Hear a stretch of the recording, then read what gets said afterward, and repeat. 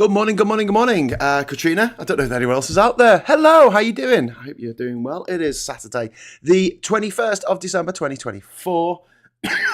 Oh my God. And I started off with a cough. That's probably not the best way to start.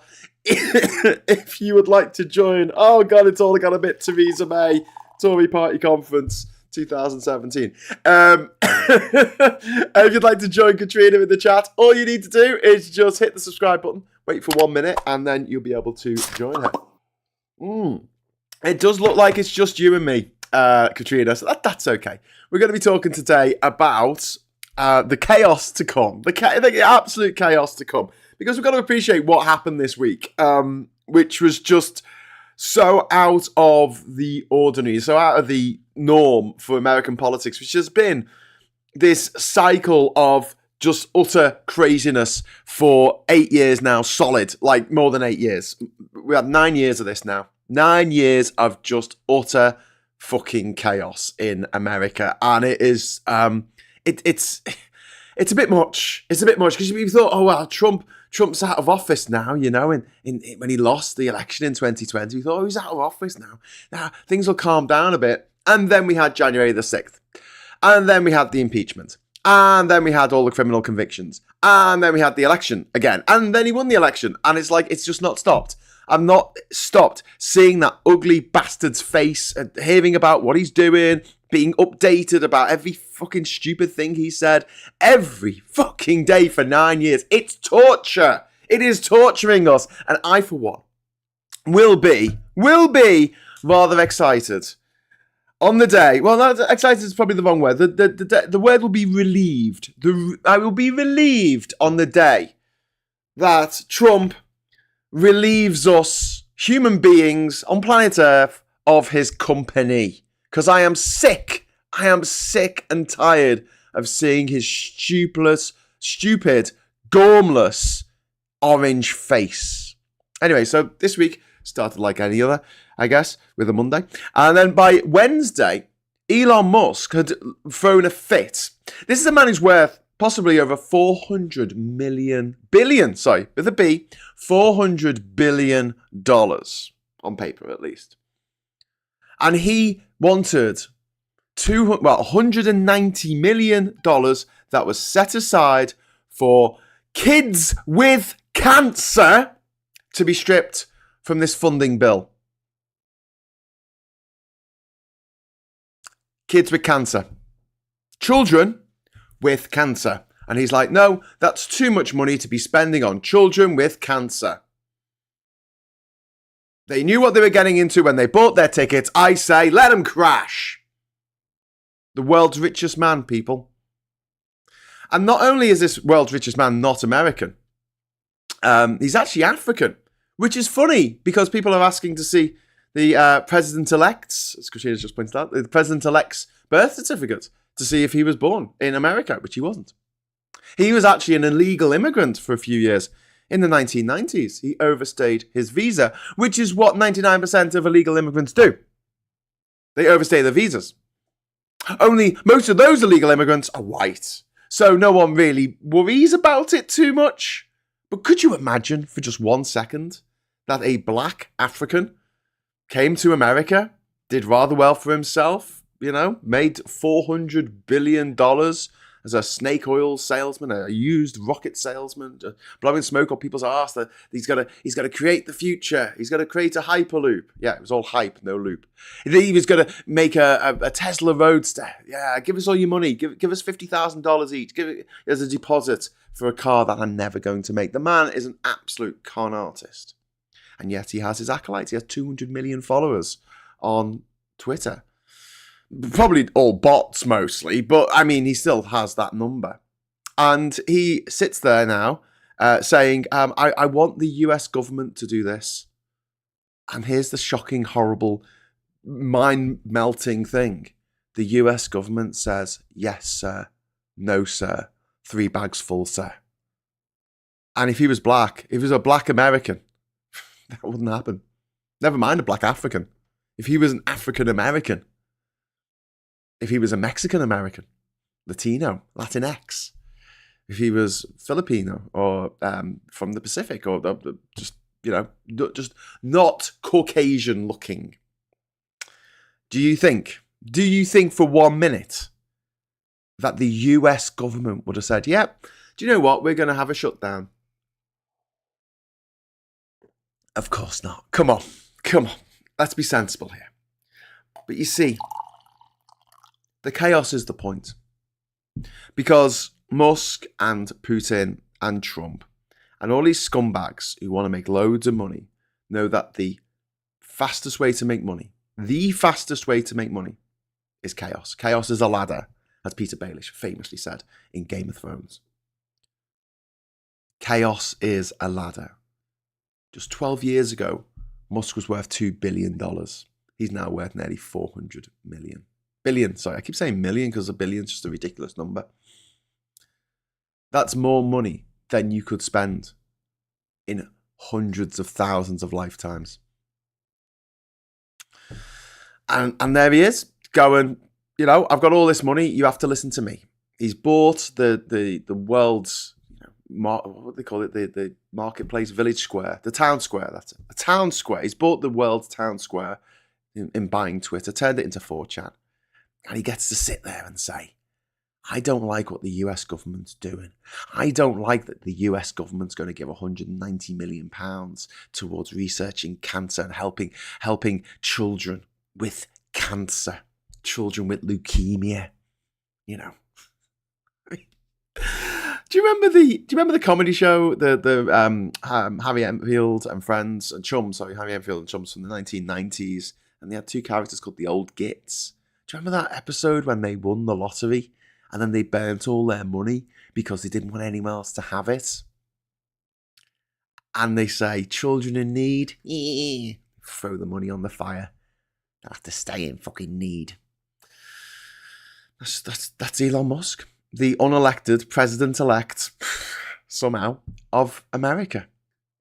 And there was a last-minute reprieve last night. As we were doing the Friday Night Social, news came through that the bill had passed with the assent of all Democrats in the House.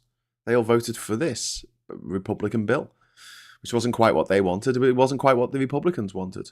Because you know what Trump wanted, you know what Musk wanted, or what Musk told Trump to want, I should say. Get the syntax right, Graham. He wanted to get rid of the debt ceiling. Because they want to loot. They want to loot the American system. Chaos is the point. They want this politics now for the next 4 years. Because it's hard enough to pass laws in America as it is, because they have a ridiculous two-party system that is hyper-partisan. And unfortunately for the American system, they need partisanship to be able to get bills through. In our parliament in the UK, we only need a simple majority to do anything, literally anything. So you only need a majority of one, as long as everyone's voting the same way, to do anything. We can change the British Constitution, and we do have a constitution. It's unwritten, but we do have one, effectively. We can change it with just a simple majority of one in Parliament. We can do that. In America, they can't. To change the Constitution, you not only need 2/3 of a majority in both houses. I think it's 60 out of 100 in the Senate, but you need a super majority. It can't be a simple majority to pass it. And also you need a majority of states to get behind a change in the Constitution. So all these different states have to vote on the thing that you need to do. So this is why the Gender Recognition Act, sorry, that would be wonderful, but it's not what I'm talking about. The Equal Rights Act for women from 1970, I want to say 3 off the top of my head. Maybe early 70s. I'm pretty sure it was early 70s that it went through both the lower house and the upper house of the American Congress, their parliament, and it never got ratified by by enough states. It doesn't have to be ratified by all 50 states. It has to be like I think 2/3 again. Someone can look this up and tell me what the exact mathematical measure needed to enact this. And literally, all of them, so many states did ratify this amendment to the Constitution for equal rights for women. But like there's about 2 that could but haven't yet. So it never went through. It could possibly be revived theoretically, I guess, but it takes a lot. It takes a lot to get anything done in America. The system is really gummed up by the fact that it is so 50-50 in the voting, and also on certain bills, like the bill yesterday, you need more than just a simple majority. So for this finance bill, it needed to have a 2/3 majority at least. And what was interesting was the only people who voted against it were Republicans. 30 or so Republicans, I think it was 36 or 37 Republicans voted against it. So as they only have a majority of 2 at the moment, they have 220 members of the House of Representatives. They need 118 is the magic number to have a majority. But even though they have a majority of 2, it doesn't mean they can get stuff like this through, right? But this is the point. I keep saying this. This is the point.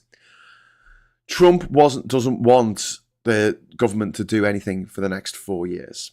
Okay, he doesn't want to actually achieve anything for America. He wants to achieve things for himself. And also, because of the system in America, there's been a thing where for years and years, the American president, when faced with a Congress that was perhaps against him, so, I mean, in this case, the Republicans are the majority, technically, in the Senate and the House of Representatives and over the presidency, the trifecta. So you would think that they would be, all up in the air, like they could do anything they want. But the reality is, they just can't for the reasons that I've said. But what happens normally in a presidential term is when you get to the midterms, people turn against the president, and you'll find that you have a split partisan parliament. So you'll the legislature and the executive will be split. So you will end up with perhaps a Democrat House of Representatives, Democrat Senate, vice versa, or maybe both, but a Republican president, or vice versa. It could be a Democrat president with a Republican House. And what happens then is that they realize they can't do anything. They can't actually get any of the laws that they want to pass. So what do American presidents do? Do they go and play golf? That would be slightly less damaging. What they tend to do is go on daft military adventures. They tend to get the military together, and don't forget, 50p of every dollar spent on the American on American tax effectively goes to the military, one way or the other. 50%. It's an insane amount, like a literally insane amount of money they spend on their military. They spend more on their military in America than the next 26 countries put together, and nearly all of them are allies. It is just bizarre. Like, did they really have this socialism thing down pat for their army? Like, socialist army. Brilliant. Let's all pay for it by the taxpayer, and everyone gets somewhere to live and somewhere to stay and people to shoot. So, gun socialism, rifle socialism, war socialism. Anyway, so they end up going on these daft military adventures. We saw this, arguably in Vietnam. Well, you can go back further, Korea, Vietnam, but more recently we saw it in Iraq in the early 90s with George W. Bush. For which he was a hero, They go, we'll go on a daft military adventures. My opinions polling is not so good. I'm going to go on a daft military adventure. Hundreds of thousands of people die in someone else's country, and American troops come home in body bags. But it's worth it for the ego of the person who's in charge to be able to feel like they're doing something. Look, I'm helping, Ralph Wiggum style. If Ralph Wiggum was crossed with Buffalo Bill from Silence of the Lambs. Anyway, so. In this case, I don't think that Trump is going to go on daft military adventures. I think that he's going to cause wars. I think he's going to cause the war in Ukraine to escalate. And by the way, there's a Just Giving link below me in the description. If you can give just a few quid to my friend James, who's over there with his team, they are currently cowering in a basement, last I heard, because he's in Kyiv at the moment, and and Kyiv is getting the shit bombed out of it. Merry Christmas from fucking Putin and the Russians. He's got overweight presents for the kids over there, and also they've taken 3 SUVs, or I would call them estates because I'm old, but elongated cars, and elongated cars doesn't sound as good as an SUV, I guess. Although SUV was only invented to get around the emissions laws in California. Fun fact. Anyway, it's not a car; it's an SUV. All right, mate. Or something like that. I might not have got that story completely correct. Someone can correct me in the chat. I'm sure you will. Anyway, so he's currently waiting downstairs in the basement of a building until the air raid sirens stop, and dropping off these 3 SUVs as well. So they're giving them. He's part of a group that have delivered over 550 cars to Ukraine over the last few years, they're leaving those cars there. So he wanted to raise $5,000, which he's done. However, they needed winter tires for all the cars to drive through Germany. It's a real big thing over there, and they will pull you over in Germany if you don't have winter tires on. This is a problem that we had when we took the van to Ukraine. He needs to get his international driving license to be able to drive in international driving permit, to be able to drive in Ukraine, and a bunch of other stuff. And they had a collision, unfortunately. It didn't hit anyone; it just hit the barrier on the road yesterday. And so this has all made the trip cost substantially more. So if you could help them out, they've had to extend the target because James is a little bit out of pocket to the tune of a couple of grand at the moment. So if you could help them out, I'd really, really appreciate it. But anyway, I think that the situation in Ukraine is going to get worse because Trump is going to make a big show with the fact that he's so far up Putin's arse. He can see the future. And also, I'm worried about Taiwan because Taiwan is under threat from mainland China. It has been for years. And they seem to be looking for an opportunity to go in at a time when the US is going to be reluctant to do anything about it because Trump is a nativist. He doesn't want to get involved in other countries. He's a protectionist, hence the tariffs, which are not going to work. They're going to massively backfire. But this is the point as well. He can bring in tariffs because what happened back in the end of the 20s, beginning of the 30s, was it? They brought in a tariff act. Which is mentioned in the movie Ferris Bueller's Day Off, if you've ever seen that. And what this stupid act did, Bueller, anyone, what this stupid act did was they put in tariffs on goods coming into America, thinking that would make the Great Depression, less great and less depressing. And it didn't. It had the opposite effect, which is what Trump's attempts to have a tariff will do to America. But also, when we talk about daft military adventures in other countries, he doesn't want to do that in other countries. He wants to do that in his own country. The chaos is the point, okay? He wants to trash the American economy. He wants to trash the American system politically. He wants to trash American society. He wants to bring it all down because they like to call themselves disruptors, but they're not. They're destroyers. They take something that somebody else has made and they destroy it. Because that's all they can do. They find a beautiful, incredibly well-crafted piece of marble and they get a chisel out and chisel its face off, which is what a lot of early Christians did to statues all over Egypt. They chipped the dicks off them all. All right, Christians, whatever. And they burned down the bloody library at Alexandria. Never forgive them. I'll never forgive them. Anyway. The point is, he wants to do to America what America's effectively been doing to the world over the last sort of 100 years with its daft military adventures. Don't forget, there was the invasion of Grenada, there was the invasion of Panama, which no one seems to remember. There was there was to get rid of Manuel Noriega of Panama, who was in cahoots with. I think Noriega is Noriega still alive? I think he is. He's in jail. He's in jail for the rest of his life. He wasn't a dictator of a country that he could actually get away from and live in a palace for the rest of his life. He was in cahoots with Pablo Escobar. I don't know if I mentioned this, but up the road from Bocas Town, the town near my island in Panama, there's a clearing in the jungle. There's a clearing that was it was made for a landing strip, a grass landing strip. For Pablo Escobar's cocaine coming from Panama. They would bring coming from Colombia, to Panama.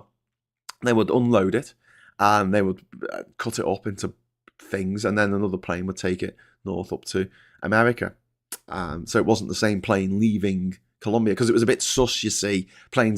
Light aircraft leaving Colombia and going to America. The American authorities got onto that and went, oh, hang on, are they bringing drugs in? So they flew into this jungle clearing in the north of the island of Isla Colon in Panama. And Manuel Noriega knew all about it. Anyway, I digress. And also the Iran-Contra affair, the interference in the Mujahideen fight against the Afghans. I'm not saying this was all bad. Against the Afghans.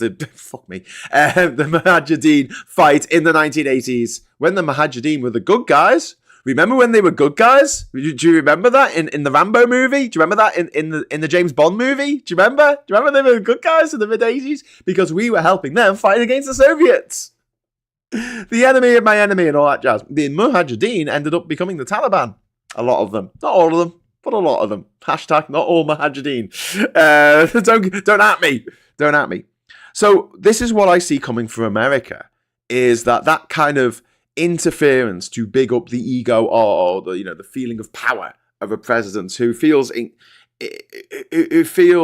impotent because they can't do anything domestically. They can't get any laws they want to pass passed. Sorry, I was just going to mention about the tariffs. So what happened was the Congress passed this tariff act, and it was a disaster. And FDR, when he came into power, I think 1932, did he come into power? So it was 1933. When he came into power, one of the first things he did, he changed this tariff act, and he was given the powers as a president because it was an emergency time. It was time of an emergency. He was given the power. The president alone was given the power to set tariffs, and no one thought that in the future a president might be so mad that they would set tariffs. Now, this is why Trump is talking about tariffs so much, because it's one of the few things that he can actually do. He can go, yep, I can do that. Just like one of the few things that, impotent presidents in the past, that lame duck presidents, and let's make no bones about it, Trump is a lame duck from the start, but he can do various things. He can, for instance, put tariffs on any goods coming into America. He can set what they are. It's maddening. It is absolutely maddening, but yeah, it's the situation we've got. And then he can do some really horrible things to his opponents. And this is something that I've talked on this channel a lot about up to this point. And I'm probably going to go on about it a bit more because I'm terrified for the people that he's going to go after. And I feel like I've been proved right already by the fact that Congress, or his dickheads in Congress, the Republican Party in Congress, are saying, yes, let's get Liz Cheney in front of a military tribunal. Why would you be putting a civilian politician in front of a military tribunal? Oh, hang on. Didn't Trump mention something about her facing rifles, like 9 rifles? Wasn't that a firing squad? Wasn't that what he was talking about? Put it together, peeps. This is the guy who, on his way out of office last time, signed the death orders of hundreds of people on death row to make them die because he gets off on killing people. The guy's a fucking psychopath. And to be honest with you, anyone who voted for him's a psychopath as well. They knew what he was like. They knew what he was going to do, and they were all for it. So, they're all for violence. There's a lot of Christians in America, so-called Christians, who are all for violence. They're like, yeah, let's kill thy neighbor. That's what it says in the Bible, isn't it? Kill thy neighbor. No. It says love thy neighbor. No. I think it says kill.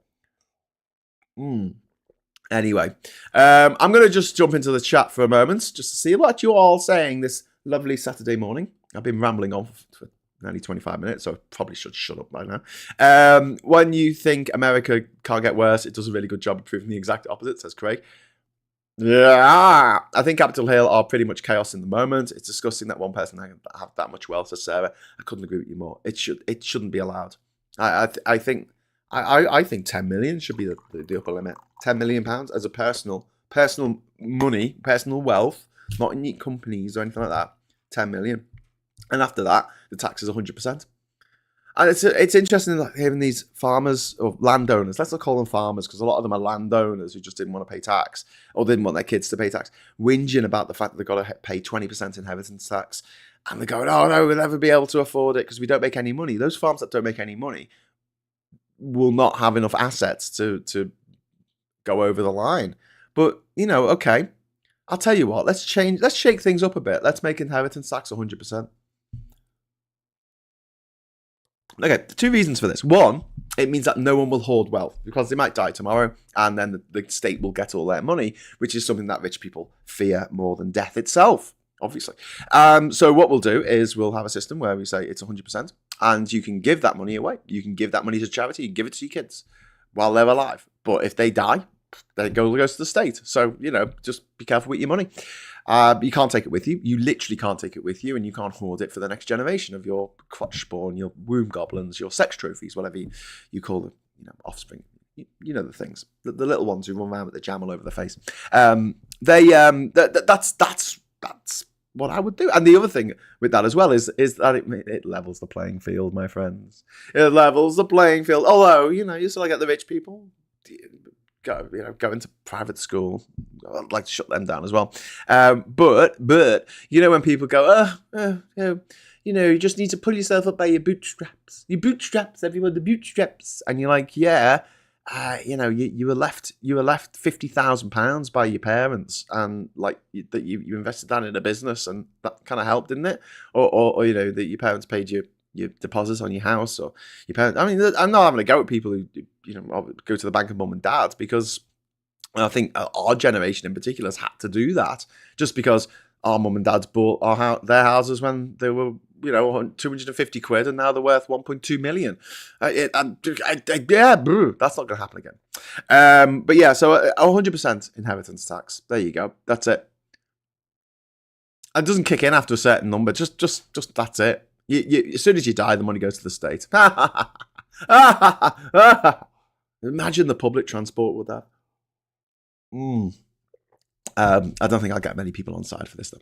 At 3% interest, 400 billion would earn 190 million for kids cancer research in under a week, says Cathal. Yeah, but President Musk didn't want that. He doesn't want cancer research into kids. This is a guy who's gone from I'm going to save the world from world hunger. He was going to eradicate, 10 years ago, he was talking about eradicating world hunger. And he's gone from that to taking money away from kids with cancer. Stealing money from kids with cancer. Wow. No jury in a military tribunal, says Katrina. Yep, that's why he's doing it. Liz needs to get out quickly, says Plumduff. Yes, Liz and Nancy Pelosi and her husband Paul need to get out. AOC needs to get out. But Biden needs to get... Biden saw this. I talked about this when I was on the island. The reason why Biden pardoned his son isn't because Biden is this evil, corrupt force that's trying to destroy America or whatever. It's because he fears for his son's life. There is no way that if Kamala Harris had won the election, there's no way that he would have pardoned his son, because it just looks bad. It just looks really bad. He must have been really desperate, and he must have looked into it, and someone said, "Sir, your son's going to die in jail, just like Jeffrey Epstein." And Trump's tested the water on all this, And people say, well, why didn't he do it in his first term of office? Well, he would have got into trouble if he did it in his first term of office, because at that point, the president wasn't above the law. Now the president is above the law. The chaos is the point. America is going to get nothing done domestically, but Trump is going to be able to do all the horrible things that he wants to do personally, bring in the tariffs, so that makes poor people even poorer because he gets off on that, and murder his political opponents, Putin style. He looks up to Putin. He admires Putin, and Putin murdered Navalny earlier this year, and Putin got away with it. Absolutely, politically speaking, no one called him out on it because no one dared to, because they'll be next out the window. They'll be next to be defenestrated. So there you go. 100% inheritance tax put into a sovereign wealth fund, said Scott. Yeah. Sorry, my alarm's going off on my bloody phone. Do you know what? It says claim for wrong card on the underground. So the bloody London Underground system has been out of order for the internet, the website. The website has had technical problems now for months. And you can't claim if you use the wrong card, and you've got 40 days to claim. It's been 40 days now, but the website's not been working. And when I called up the number, they said, yeah, we use the same website, so you can't do it until the website's working again. So yeah, if you use the London Underground on a daily basis and happen to use their website, I guess. Please let me know when the website's working again, so I'm going to claim me money back because I used the wrong card. I tapped in on one card and then I tapped out on another card by accident. Silly me. Anyway, moving on. I hope the Democrats take a hands-off position. Let the GOP lead. It's already a shit show. It is indeed. Trump doesn't give a flying fudge this time round. He wants to go into the history books bigly. Yeah, he does. In the same way that Hitler and Mussolini are in the history books. He doesn't care that people hate him. In fact, he likes the fact that people hate him. He likes the fact that he enrages people. He likes the fact that he upsets people. He likes the fact that he gets to kill people. He's a narcissist. That's what narcissists are like. Like, people like myself who, I don't know if this is an ADHD thing or just a thing that some of us have. The way that we fixate on negative comments, the way that, if something positive is said to us, we kind of forget it. But if something negative is said, then it sticks in our minds. We can't sleep because of it. Negative comment online, someone says something, a negative review, really sticks in your head more than anything else. But people like Trump and Musk, they live for that. They love it. They love getting negative reviews. They go, oh yes, I've pissed that person off. Hurrah, I win. And it's for me, I'm kind of a little bit jealous that I can't think of it that way. And it does piss me off when I fixate on negative things that are said, especially in the comments here or in the comments on the video or whatever. It gets to me. I'll admit it gets to me, and some of my friends, it really gets to them as well, and we find it really upsetting, and we can't shake it from me. And it's called like negativity bias or something. We fixate on it, and they don't have that. They just don't have that. They don't have that. Someone says something horrible to them, they don't think, oh shit, I fucked up. I'm rubbish. I'm crap at this. Maybe I should just give up. They think the opposite. They think, oh, that person is obviously the world's biggest twat. I will kill them. Or I will destroy them. Let's not say kill. Let's say destroy. Because it might not be actually physically murdering them, but Trump can do that now. I'm going to make that very clear that Trump can do that now. This is what I don't think a lot of Democrats over in America kind of understand. They haven't got their head around this yet. He can kill, and kill again, and say it's part of his presidential duties to kill, and kill again. And he'll get away with it. He can order people to kill, and kill again. And then he can pardon them for the federal crime of murder.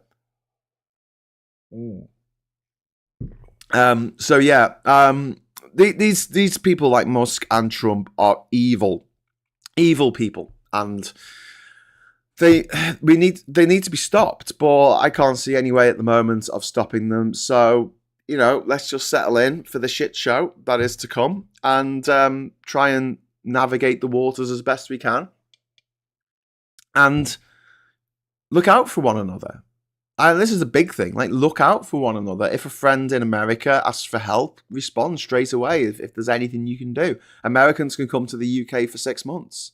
Visa free. Okay, cool, fine. Come over here. Stay at ours. Stay on the spare room, or stay on the couch. Get them out of there. If there's people in the UK as well who need support, I'm thinking particularly about the trans community who are feeling totally under threat at the moment.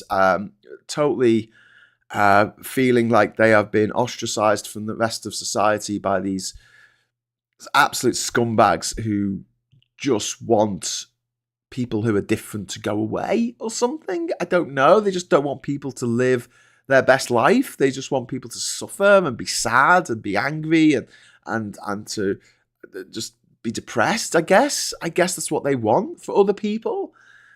J.K. Rowling, fuck off this fucking thing. I pressed dismiss. Sorry. I must have pressed snooze. But yeah, those of us who care deeply about our fellow citizens in this country, this is the time now when, I think after 9/11, our Muslim friends felt under threat. I think in the past, and especially in the 1930s, Jewish friends felt under threat. Although I wasn't there at the time, but when people are feeling that way, I think it's up to the people who care, the allies, the people who can say something, to say something. and to put their head above the parapet. And what's sad for me, and I guess sad for anyone who's a trans ally watching this, is that there aren't many people willing to do that, because you got the James O'Brien syndrome of like, I don't want to talk about trans issues because it's too contentious. And it's like, thanks, mate. He'll talk about fucking Israel, won't he? He'll talk about what's happening in Palestine. He'll talk about that, which is a fucking contentious issue.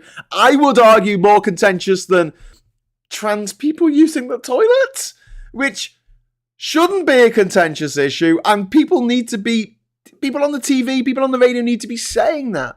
But there are no trans MPs. There aren't any. There's hardly any trans presenters on TV. Trans comedians, very few and far between. Jordan Gray, Eddie Izzard.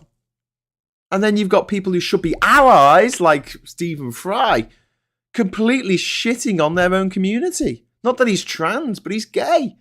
And I'm sorry, but there's so much intersectionality between the way that gay people were treated in the 80s when I was a kid and the way that trans people are being treated now. It's the same fucking thing. They want to say that trans youth don't exist. We had that. Gay youth didn't exist when I was a kid. It was just a phase. So gay sex below the age of 21 was illegal. You had men going to jail for having sex with a 20-year-old when they were 20 themselves. Because it was you have to be 21. The age of consent at the time for heterosexuals was 16. But for being gay, you had to wait till you were graduated fucking university before you could go there. Seriously, that was the rule. We had Section 28, which meant that you couldn't talk. Teachers couldn't talk about being gay in schools. Couldn't talk about it. Literally couldn't talk about it. It was a man and a woman, and they made babies, and they got married, and that's the way it is. But what about gay couples? No, they don't exist. And any gay couple that you meet is just a figment of your imagination. And you're seeing the same rhetoric, the same exact rhetoric now about trans people. And it's so maddening, because it's like they're doing it. They're not doing it covertly. They're doing it overtly. And you've got these horrible little trolls, these bog trolls like Graham Linehan and J.K. Rowling on Twitter, with their shoulders hunched up going, I hate trans people. Trans obsessives going on, all the time about how much they don't like trans people. And it's a gateway drug to bigotry. But also, it divides the left. And the right know this. And the right use it as a way to divide the left. So I feel like very, very strongly that it is our mission, right? For those of us who might not be trans ourselves, but to inform people, have that conversation. If someone posts something that's a bit, what are you trying to say here on Facebook? It might be a friend of yours, might be a relative talking about real women shouldn't be putting up with this thing. Okay, have a chat with them. Go, what's the problem? Pin them down on it. Say, what's your issue here? Oh, I just don't. So what you want? Do you want toilet monitors to inspect people's genitals so they can use the right toilet to piss in at every fucking McDonald's in the land? Are you mental? Like, what is wrong with you? But people haven't thought about it.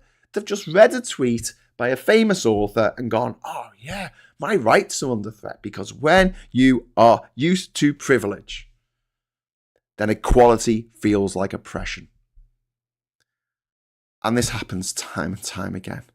The Christians who talk a lot about martyrs and being fed to the lions in the Colosseum then went on to feed people to the lions in the Colosseum.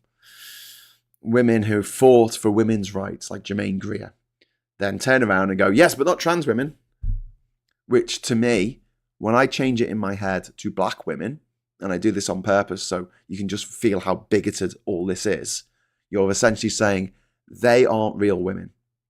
And J.K. Rowling, you might think, oh, that's a bit extreme, Graham. But don't forget, black women used to have to use a different bathroom to white women in South Africa, in America. That was in living memory. And not only that, you got people like J.K. Rowling looking at black women like Amani Khalif and other athletes and saying, Caster Semenya, is it? The South African athletes who are cisgender women, and saying, you don't look feminine enough. My God!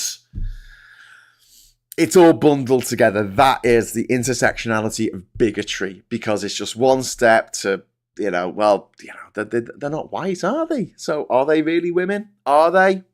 I'd like a different toilet for them, thank you very much, because it makes me feel unsafe pissing next to someone who might be a criminal. Oh, look, I've got some evidence here of one black person who did a bad thing in the past. Here you go. And that proves that all black people are bad. And then you've got people like J.K. Rowling who say things, literally, like write things on Twitter, right? Literally writing things on Twitter, which is the correct use of the word literally. I don't think that we should give the presumption of innocence to certain minorities. Fuck yeah. Right, okay. How about billionaires? How about they're the minority that we don't give the presumption of innocence to? How about CEOs? How about bigots? Let's not give them the presumption of innocence. Let's just be, judge, jury, and executioner, Luigi style.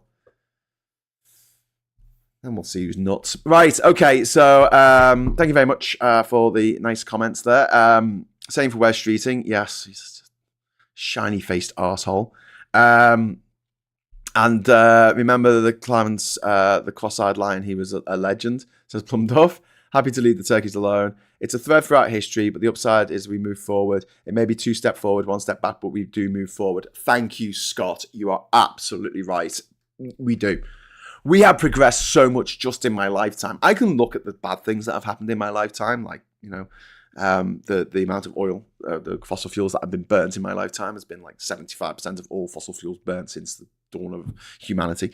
But I can also look at the good things that civilization has wrought, not necessarily Western civilization, but just the fact that we do have a world order where people are part of countries that are nearly all part of the United Nations, and generally speaking, they strive for democracy. I know that doesn't always work, but in my lifetime, child mortality's gone off a cliff.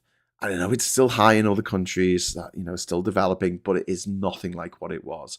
World poverty is right down. The world hunger is right down. World literacy has gone through the roof. The more literate people now, as a proportion of the population, than there's ever been in history. The proportion of the world population. The internet has allowed access for people all over the world to information that they would not have otherwise been able to get their hands on. Because if you're living in a village in Africa, miles away from the capital city where the libraries are, it was very hard to get any information about anything, really. You'd get your newspapers and you'd listen to the radio. Now you can go online and you can find out anything. And that means the education level of humans in general has gone up. I know it might not seem that way when so many people vote for Donald Trump, but that's another matter. Things have got better. The world, as we talk about, there's more wars going on in the world right now than ever before. I heard the other day and I'm like, are you sure? Are you sure? Because I'm pretty sure that in the 90s, there were a fuckload of wars, civil wars going on in Africa. I can think of Sierra Leone, Liberia was at war, Mozambique was at war, Angola was at war, the DRC was at war, Rwanda was drawn into that, Uganda was drawn into that as well, the Republic of Congo was drawn into that, Burundi was drawn. I'm just thinking, is that really the metric? Because, when we talk about a war, we talk about how many people have died in a year. And in a violent way, effectively. And that's what measures a war. And I've spoken about this before, but in 2009, when I started my travels around the world, there was no active war zones. Unbelievably, at that time, in January 2009, and maybe that was just a snapshot in history, there was no active war zones in that there was, I think it's got to be like 10,000 people killed violently in a year. And all these civil wars in Africa kind of fizzled out. And ended with a peace treaty. I'm not saying that the world was perfect, it certainly wasn't, but the only country at that time that the FCO said I wouldn't be insured if I went to there because it's technically a war zone was Somalia. That was it. One country in the world. And even there, they didn't quite meet the Wikipedia standards. I know that's, it seems a bit mad if 1,000 people die. That seems pretty awful to me. But it wasn't the same kind of... their definition of a war, I think, was 10,000 people killed in a year. And it wasn't happening. It wasn't happening in Afghanistan at the time. It wasn't happening in Iraq at the time. This was before ISIS. The world seemed to be getting to the point where we could officially declare some kind of world peace. Wouldn't that be a great day? We could have World Peace Day. It wasn't just something that vacuous, women with dealy boppers on said when they were standing on the stage at a beauty pageant. I'd like world peace. Yeah, it seemed like something that was actually tangible, tantalizingly close to being realized. And obviously, we've gone backwards in so many ways since then. But at the same time, when people talk about there's more wars now than ever, I think there's more reporting of civil conflict around the world, and there are civil conflicts that you don't really hear about, that I don't really hear about, like what's happening in West Papua in Indonesia. West Papua was kind of always separate from the rest of Indonesia. When the Dutch pulled out of Indonesia, West Papua they kept for a little bit longer, and then when they finally pulled out in 1975, I think it was when the Portuguese also pulled out of East Timor. The Indonesian authorities said, "Oh, we'll have that," and they took East Timor and they took West Papua. The East Timor is now an independent nation, but West Papua is still under the yoke of the government in Jakarta, which is thousands of miles away from West Papua. West Papuans look different. They're Melanesians. They're not Southeast Asians. They have a completely different religion. They have a different way of lifestyle, different way of doing things. Everything about them is not Indonesian. You can kind of, if you squint, go, oh, there's some kind of homogeneity across Indonesia.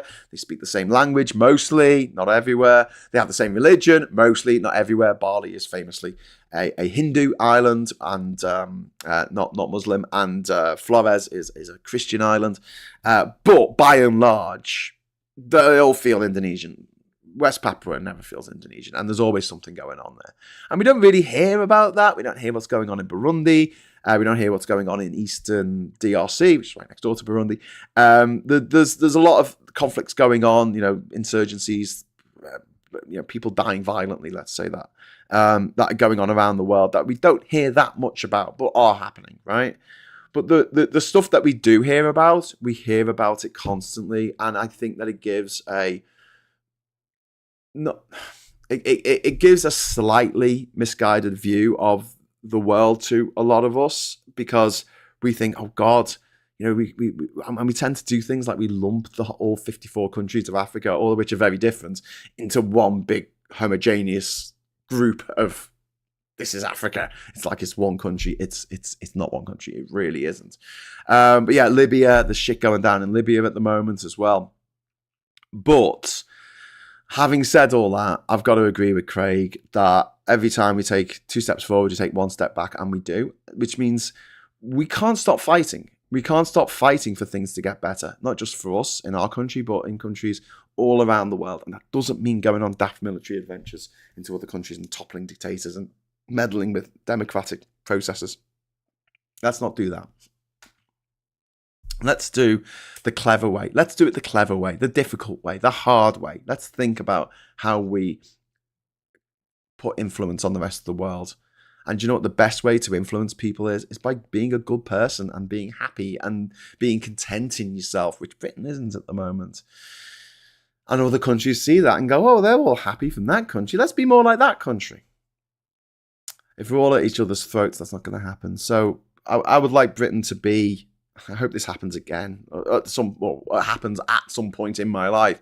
I'd like Britain to be a beacon to the world. I'd like Britain to be a country that is a good example to the world. Not necessarily a beacon, but a good example to the world, to other countries, to go, yeah, let's do it the British way. That was a good idea. We might have stolen it from some other country, we normally do, but, looking at something like the NHS and going, that's the way to do it. Not this fucking private healthcare system we have in America where, you break your leg and suddenly you owe £1 million to your insurance company. Okay, so not the insurance company. You don't pay them, do you? £1 million to your local hospital. Okay, so thank you very much. Mikey Famine says, my mum went to segregated school until 3rd grade. She told me last year. Jesus Christ, Mikey. Yeah, live in memory. And the Cathal Turkey Liberation Front. It's Turkey. Cathal says, I'm reminded of Dustin the Turkey Vulture. You remember he represented us at Eurovision in 2008, I think? Sounds like a fever dream. I bet Anne Widdecombe hides in the woods at Christmas for fear of ending up in someone's pot. She is a bit Turkish. Turkey-ish. I apologise to the entire nation of Turkey.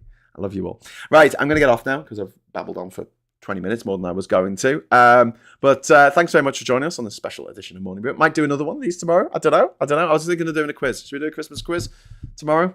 Should we do a Christmas quiz tomorrow night? Should we do one? Let me know in the chat quickly because I'm going to wrap up now. So thanks very much for watching. Thanks for the chats. Give us a like on the way out, at the very least. And if you could go to the link in the description and throw a few pounds towards James and Amy the ambulance going over to Ukraine. I'll check if he's still in the basement. But yeah, he was last night. Jesus, the situation in Ukraine is horrific, and with Trump in power, I don't think it's going to get any better anytime soon. Anyway, bye all. Bye everyone. Yes, quiz, says Sarah Davis. Well, you would say that, wouldn't you, Sarah, since you won last week? I'm going to make a rule that you can't win 2 weeks in a row. Right, so thank you very much for watching, and until next time, I'll say hello, good evening, welcome, and goodbye.